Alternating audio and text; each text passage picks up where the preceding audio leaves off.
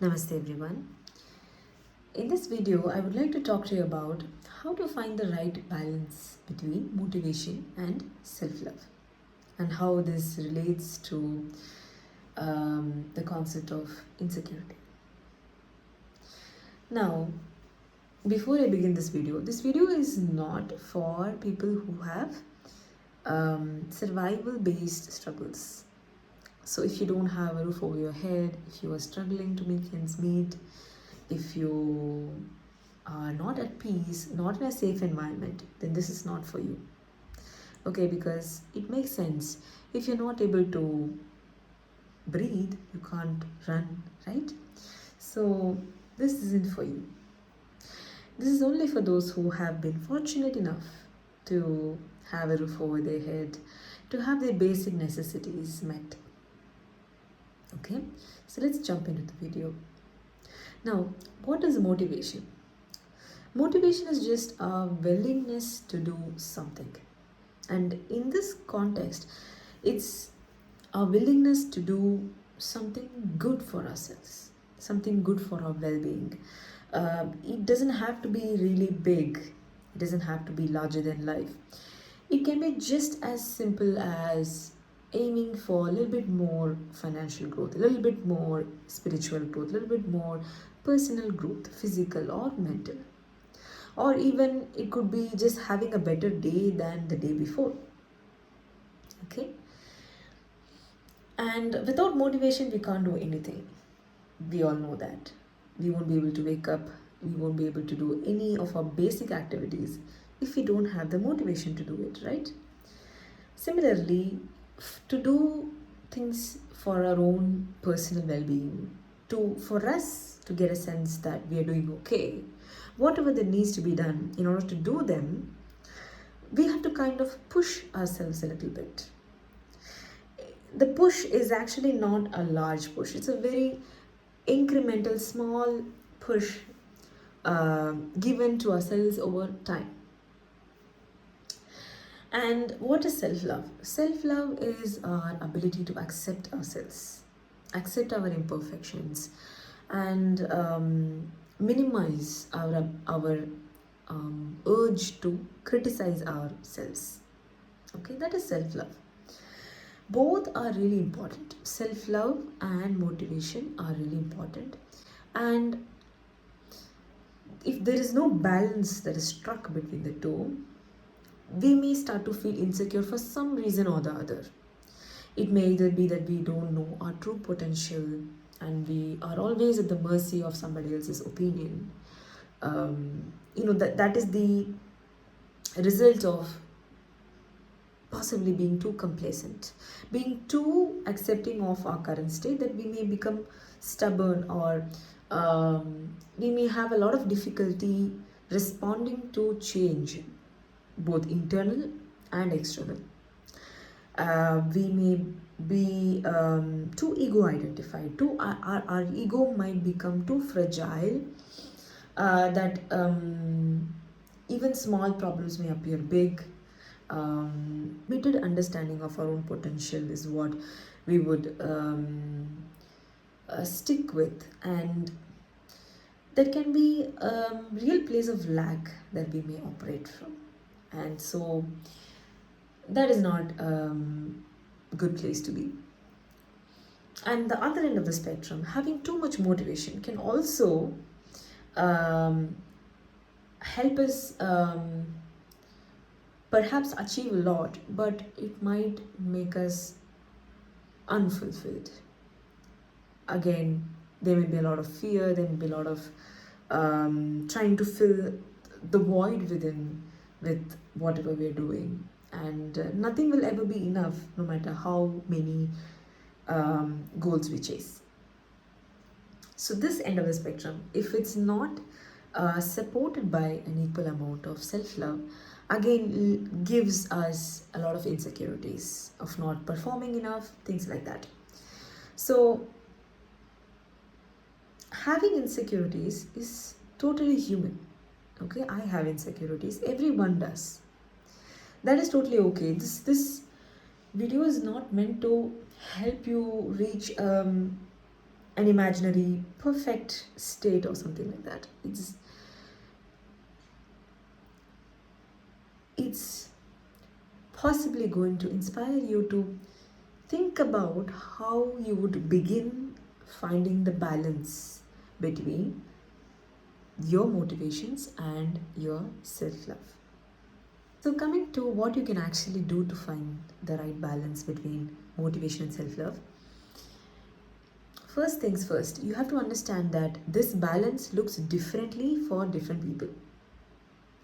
And it looks differently for you at different phases of your life. And so just by knowing that you have to constantly optimize this balance really helps, because most of us have this idea that things have to be perfect, and that having motivation or having self-love are really higher aspirational ideas or concepts. And in a way it might be, because when you are struggling with your survival you tend to not think about it, which is perfectly justified.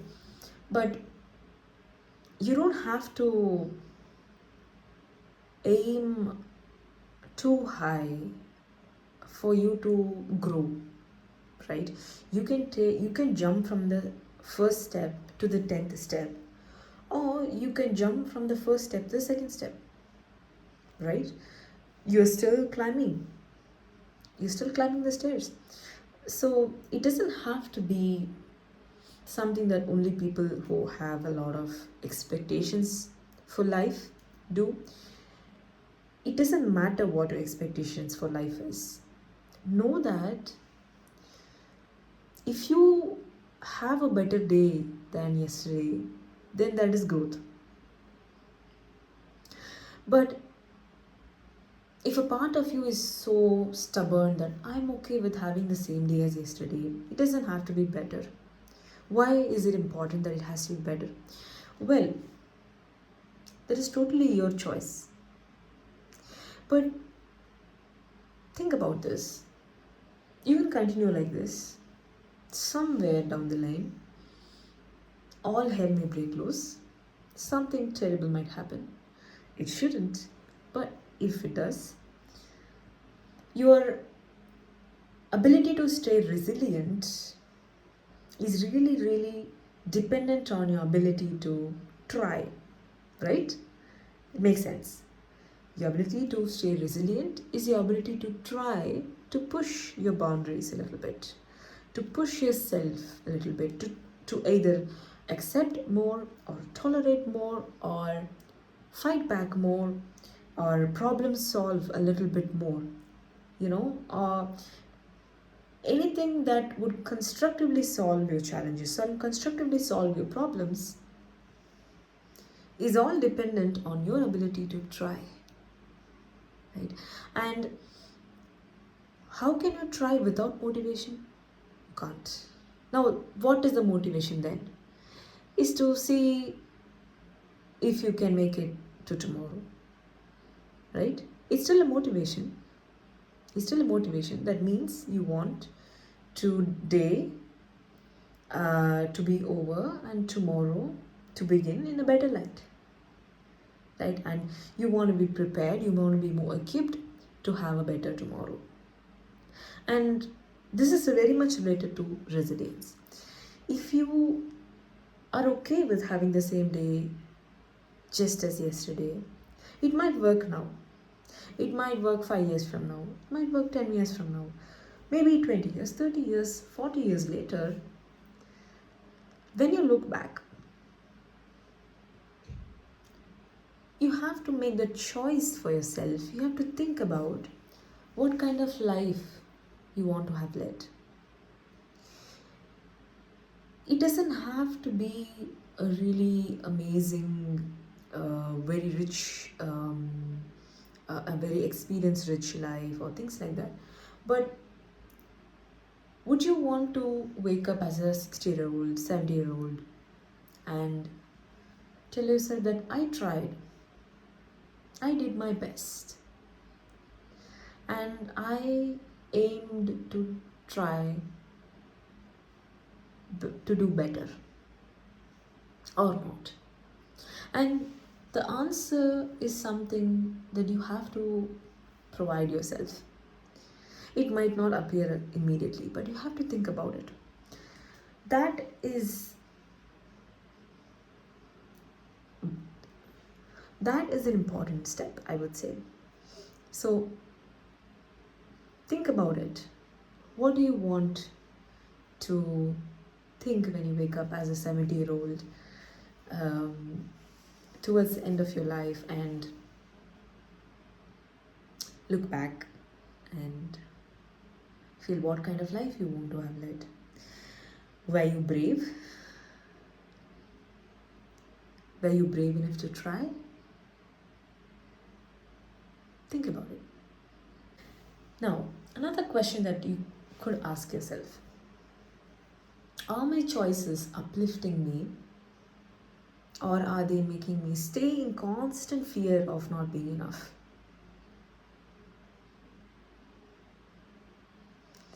Think about it. Next, you could ask yourself,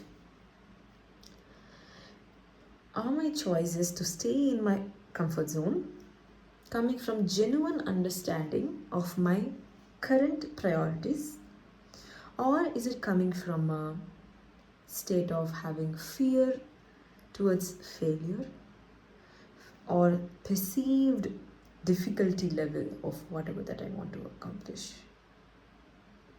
or the opinions of others, how it is perceived by others? Think about it. And remember this is very important. You have to constantly remind yourself that true fulfillment never comes. It's not a magical state.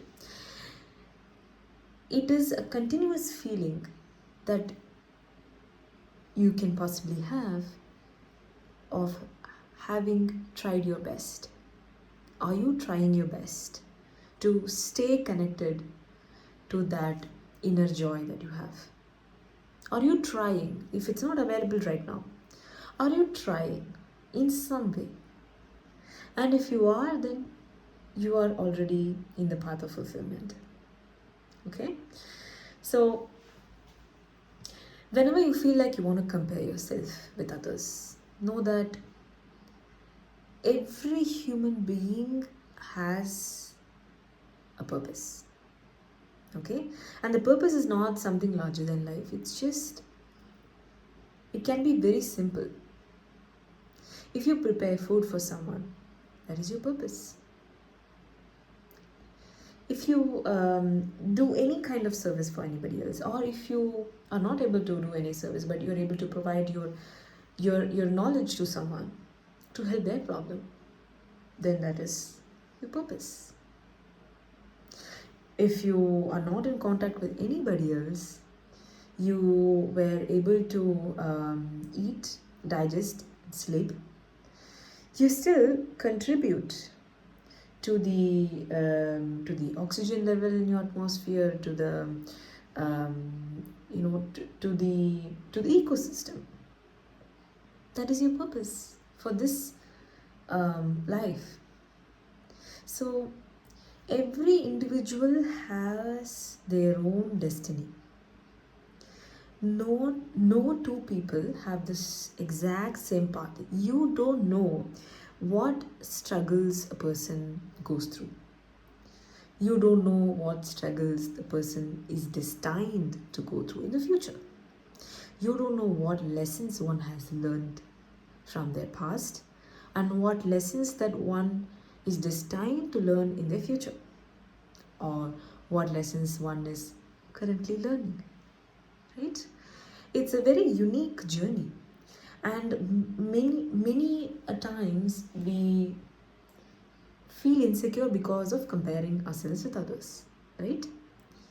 And at the moment it may feel easier to just say, oh, this person is just showing off, or that person is just full of themselves.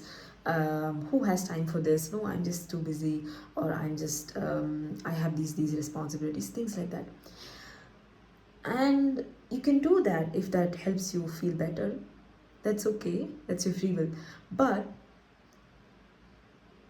Another person's journey shouldn't dictate your choices, right? It doesn't really dictate your choices. So you can make whatever choice that is comfortable for you, yet help your sense of well-being. And this doesn't have to depend at all on another person's journey. Okay? It doesn't truly influence another person's journey. Another person's journey's choices doesn't influence yours as well. So you have to own it. You have to own your choices, whatever that may be. It can be simple, it can be complicated, it can be ambitious, it can be very basic. Doesn't matter. Know that your journey is unique, but that doesn't mean that your unique journey cannot be amazing for you. And the fact that it can be amazing doesn't even have to be for others. It doesn't have to be amazing. Your journey doesn't have to be amazing for someone else to feel good. It can be amazing for you, just for you, right? So at the base of it, you have to believe in your worth. You have to believe in your own worth and your own potential to do not what others tell you to do, but what you think that you can do, which would give you that sense of well-being, which would make your life